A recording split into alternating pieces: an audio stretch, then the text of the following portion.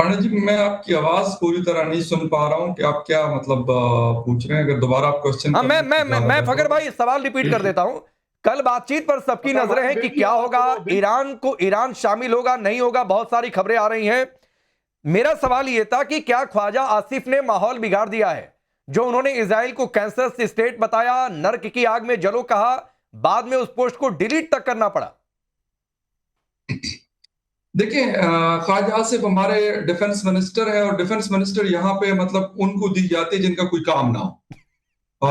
मतलब defence minister का यहाँ पे इवन डिफेंस सेक्रेटरी डिफेंस कुछ नहीं करते। वो यही उन बेचारे की ड्यूटी। अगर वो ट्वीट भी ना कर सके तो क्या करेंगे? बाकी तो काम शाम उनसे ना कोई पूछता है ना कोई और काम है। ख्वाजा साहब मतलब ये कोई राजनाथ सिंह थोड़ी है या कोई अमेरिका के डिफेंस सेक्रेटरी जो होते हैं वो थोड़ी है। इस तरह नहीं होता। ये मतलब ट्वीट ट्वीट कर लेते हैं, माहौल को गरमा देते हैं, चीजें वीजें कर लेते हैं। जहां तक बात है इसराइल के हवाले से, देखिए इसराइल के हवाले से थोड़ा सा मैंने देखा इस हुकूमत का जो एक मैं नैरेटिव देख रहा हूं तो ये बड़ा फूंक फूंक के कदम रख रहे हैं और बड़ा थोड़ा सा और तरीके से इसराइल को लेके चलते हैं। मैं ये नहीं कहता कि इसराइल के साथ हमारी सारी जिंदगी इसी तरह के मामलात रहे जो है, लेकिन एक स्टांस है। यही लोग इमरान खान की हुकूमत को कहते थे कि ये यहूदी एजेंट है।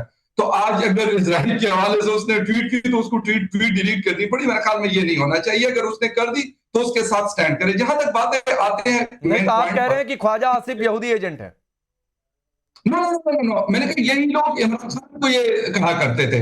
ये कोई यहूदी एजेंट नहीं है। कोई भी यहूदी एजेंट नहीं। ये एक मतलब यूज किया जाता है ना, किसी को इंडियन एजेंट बनाया जाता है, किसी को अफगानिस्तान का एजेंट बनाया जाता है। पाकिस्तान में एक नैरेटिव बिल्डअप होता है, एक चूरन बेचा जाता है। कोई भी नहीं, अपने अपने काम कर रहे हैं। जहां तक बात है डायलॉग्स की, देखिए ईरान का डेलीगेशन भी आ चुका है, अमेरिकन भी ऑलमोस्ट पहुंच चुके हैं और बातचीत भी होनी है। आज जो बात होगी आज इवनिंग में, वो आपस में अमेरिकन और ईरानियन की बातचीत आज नहीं है। आज उनकी पाकिस्तानी जो मतलब डेलीगेट्स है उनके साथ उनकी बात होगी, दोनों साइड्स की, यूएस की भी और ईरानियन की भी। कल प्रॉपर जो बातचीत है ये सैटरडे को वो होगी और कहा यह जा रहा है कि शायद एक दो दिन इसको लग सकते हैं, मे बी कि संडे को भी ये बात जारी नहीं, वो रहे। ठीक है, बातचीत तो कई बार ऐसा नहीं समय लगता है फकर भाई, बातचीत में समय लगता है। एक बात मुझे बताइए, मैं दो मेहमान अभी बाकी हैं, उसके बाद मशीकी साहब आऊंगा। एक चीज और अपडेट बता दीजिए, चूंकि क्लियर कट सिचुएशन तो ना वकार साहब ने बताई, मशीकी साहब भी इधर उधर घुमाते रहे। ईरान को लेकर क्या स्टेटस है, कंफर्मेशन को लेकर? क्योंकि बहुत सारी खबरें हैं कि जब तक लेबनान में सीज फायर नहीं तब तक हम बातचीत में शामिल नहीं होंगे। देखिए पांडे जी, मैं आपको एक बात बता दूं, दोनों साइड्स जो है ना, दोनों साइड इस वक्त चाहते थे कि किसी तरीके से डायलॉग्स हो। ट्रंप भी चाहते थे और ईरान भी चाहता था। तो दोनों के पास एक अच्छी अपॉर्चुनिटी। और ईरान, मेरा नहीं ख्याल, ठीक है लेबनान का एक इशू है, उन्होंने उसको बिल्कुल पाकिस्तान के साथ भी रेस किया है और लेबनान के प्राइम मिनिस्टर ने शहबाज शरीफ को भी फोन किया, उसके साथ भी रेस किया। और जो वेस्टर्न वर्ल्ड है जिसमें यूके, इटली, जर्मनी शामिल है, उन्होंने लेबनान के ऊपर होने वाले हमलों को जिसे कहते हैं कि गलत कहा और कहते हैं कि बिल्कुल इसको रोकना चाहिए। कोई इजराइल इज नॉट अलाउड कि वो अटैक करे उसको। तो मेरे ख्याल में इजराइल के ऊपर भी इस वक्त बड़ा प्रेशर है। और अमेरिका के साथ जो कुछ हुआ है गुज़िश्ता 40 दिनों में, तो वो चाहते थे, उनको मतलब फेस सेविंग चाहिए थी। वो पाकिस्तान, ठीक है, शहबाज शरीफ के लिए एक मतलब अपॉर्चुनिटी ये हो गई कि चलो जी अब उन्होंने पेट्रोल भी महंगा किया, बिजली भी महंगी की है। वो कहेंगे देखो जी हमने पिछले साल, क्योंकि एक साल हो गया ना मई वाला मामला जो ऑपरेशन सिंदूर में का, वो पूरा साल हम ये लोग बताते रहे। और अब जो है अगले 2-3 साल हमें यही बताते रहेंगे कि हमने सीज फायर करवाया। अब न ये कहें कि पेट्रोल महंगा है, न ये कहें कि बिजली महंगी है, न ये कहें कि महंगाई है, और ना कुछ और हमसे गिला शिकवा करे। देखो हमने क्या, हमने थर्ड वर्ल्ड वॉर रुकवाई है। नहीं नहीं, एक तो और बातचीत है। ये सवाल मैं आगे आपसे फकर भाई पूछूंगा, ये सवाल आपसे पूछूंगा कि अगली मीटिंग में शहबाज अगर ये बातचीत सफल हो जाती है तो क्या ट्रंप से मांग करेंगे कि अगली बार, तो पिछली बार मैंने नॉमिनेट किया था, इस बार आप हमें नॉमिनेट कर दो नोबेल के लिए? क्योंकि पंजाब में तो ये सब बातें हो रही हैं। लेकिन बेनी साहब मैं आता हूं, मशीकी साहब 1 मिनट और दे दीजिए। बेनी साहब एक बात बताइए, क्या लेबनान को लेकर आप लोग स्टैंड बदल रहे हैं, सीज फायर कर रहे हैं? क्योंकि बहुत कड़ा रुख है अभी तक इजराइल का और ईरान का, दोनों का भी। लेबनान के साथ इस बार हम लोग ने कुछ नहीं किया था, उन लोग ने चालू किया, फर्स्ट थिंग। और ये बार बार हो रहा है, 47 इयर्स ये बार बार हो रहा है। और हम लोग ने कितने बार समझाया उन लोग को क्या बंद करो। अभी लेबनान के गवर्नमेंट के साथ भी हमारे समझौते चालू हो रहे हैं संडे से।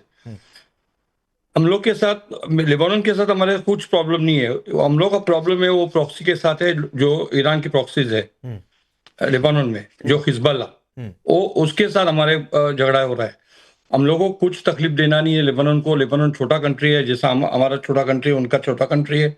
दे मस्ट ऑल्सो, उन लोग भी आगे आगे जाने मांगते हैं, but Lebanon is suffering from so many years, I mean more than 60 years, 60 बरस तक मैं तो पहचानता हूँ क्या लेबनान में कुछ ना कुछ हो रहा है। इधर पैलेस्टीनियन थे पहले, फिर बाद में हिजबुल्लाह आ गया, फिर बाद में हमास थोड़े से आगे, उधर कुछ ना कुछ हो रहा है, because the government and army is very small and we understand the point. Pakistan के बारे में जो बोल रहे हैं, पाकिस्तान जो अभी पीस टॉक करे, मुबारक हो उनको, we are very happy that Pakistan is ruling, but उन लोग का दिल साफ नहीं है हमारे बारे में। हमारे बारे में जब उनका दिल साफ होएगा ना, तो हम लोग उन लोग को बिलीव करेंगे कि वो रियली पीस टॉक कर रहे हैं उधर, बिकॉज वो उनका इंटरेस्ट देख रहे हैं। जो भी अभी बात किया पैनल पर अपने शरंदर साहब छोड़ के, उन लोगों ने खाली बात कौन सा किया, पेट्रोल, बिजली, गैस, ये वो। यस कंट्री का बात नहीं किया। 47 years वी आर सफरिंग, किसने बात नहीं किया कि Israel is suffering for 47 years, let us find some peace talks. Nobody is talking about that. बिजली, हॉर्मुज, ये वो, हमारे को कुछ इंटरेस्ट नहीं है उसके अंदर। हमारे को खाली एक ही इंटरेस्ट है, वो हमारा कंट्री में पीस हो जाएगा, हमारा कंट्री में बिल्कुल वॉर नहीं होएगा। हम लोग को पीस से रहना है बस। किससे? हमारे इधर देखो ना, 25% मुस्लिम्स है, they are staying all with no problems at all. They are staying shoulder to shoulder with us. They are in our army, they are in our courts, they are in our government. No problem at all. So if that will be taken by these people, that will be good. Major Nadeem, one small thing. You know, our Golda Meir, our Prime Minister Golda Meir, she said one thing very nicely. अच्छे से बोले थे, जो दिन और ये Palestinians उनके बच्चे को प्यार करेंगे, सबको प्यार करेंगे। ठीक है। अब मेजर नदीम एक बात बताइए, कैसे विश्वास होगा जो ये बात कह रहे हैं कि आप लोगों की नीयत ठीक नहीं है इजराइल को लेकर, और वो नीयत इसलिए कि ख्वाजा आसिफ आपके मंत्री जो पोस्ट उन्होंने डिलीट कर दिया कि भाई नर्क की आग में जलो, मतलब आप लोग मीडिएट कर रहे हैं और उसके बाद क्या, तो नर्क की आग में जलो। देखिए, उन्होंने नहीं कहा, पूरी दुनिया उनको कहती है कि ये ईवल है, ये कर्स है फॉर ह्यूमैनिटी के लिए, ये कैंसरस है, दे आर कैंसर। इन्होंने लाखों लोगों को मार दिया। आप देखें कि ये जो बात कर रहे हैं कि ये अमन सुकून से, ये उस वक्त अमन सुकून से रहते हैं जब रब्बू का नसर जैसे लोग आएंगे और इनको डंडे मारेंगे। इसी तरह से टाइटस जैसे लोग आएंगे और उनकी जो तहजीब को मिटाएंगे, तब ये सीधे होंगे। ये है कसाई। इन्होंने पूरी दुनिया में बुजरी किया। आप मुझे बताइए कि दुनिया में अगर सबसे ज्यादा इंसानों को कत्ल किया होगा तो शायद अमेरिका के बाद ये इजराइल होगा। वो अगर न्यूक्लियर बम हटा दे तो शायद यही नंबर 1 पे होंगे कि ये दुनिया में जितने ज्यादा इन्होंने इंसानों का, बच्चों का, औरतों का कत्ल किया है। आप देखिए कि ये कसाई बैठकर इस तरह की बातें करते हैं कि जनाब अमन की, शांति की, और गोल्डा मेयर जो अभी जहन्नुम में बैठी होगी, ये भी पहुंचने वाला है यहाँ जो बैठा हुआ है अभी थोड़ा अरसे के अंदर इंशाल्लाह ताला। आप बताइए कि जो इंसानों का, बच्चों का, देखे जहाद के भी कुछ कवानीन होते हैं, जंग के भी कुछ लॉज होते हैं। अब जिस तरह से ये लेबनान के अंदर घुस गए, अब लॉ की बात आप कर रहे हैं, पहले से पता था। मेजर नदीम, लॉ की बात आप कर रहे हैं, मत करो प्लीज नदीम जी। बेन्यामीन साहब कुछ कहना चाह रहे हैं, लॉ की बात मत करो। नदीम जी, आप लॉ की बात मत करो। उनकी उसके अंदर आपका अच्छा रहेगा, बिकॉज लॉ हम लोग को मालूम है, हम लोग लॉ से काम कर रहे हैं। कौन सा लॉ? और देखो, आप सीरिया में 2 मिलियन में मरे तो तुमको दुनिया में सबसे ज्यादा ह्यूमन राइट्स की वायलेशन आपके मुल्क ने की है। दुनिया में सबसे ज्यादा हम लोग का क्या हो रहा है, मतलब हमारा कंट्री छोटा है, पाकिस्तान में हमारा पावर नहीं। हम लोग कुछ भी बोलेंगे तो हम लोग अच्छे नहीं है।